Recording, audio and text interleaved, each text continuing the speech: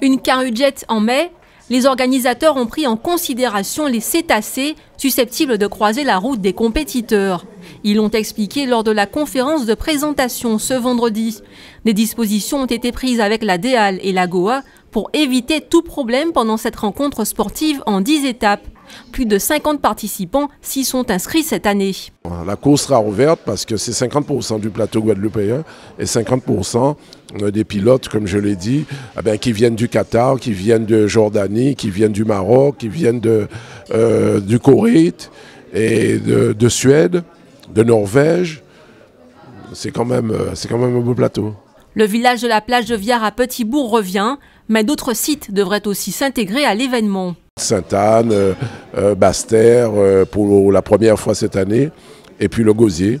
Donc la Carujet sera présente un petit peu sur différents sites, et bon, c'est ce qui fait un petit peu son succès. Mais nous tenons, grâce à la Carujet, à développer un petit peu l'image de la Guadeloupe à travers le monde. Éric Paulin et son équipe comptent notamment sur les médias et les réseaux sociaux pour renforcer la dimension nationale et internationale de la compétition.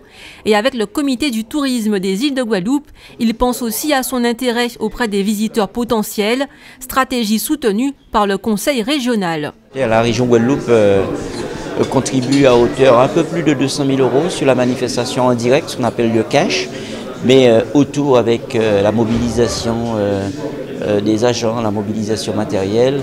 Il faut compter, si on additionne tout ça en termes financiers, on est près de 250 000 € sur la manifestation, soit à peu près 50% du budget global.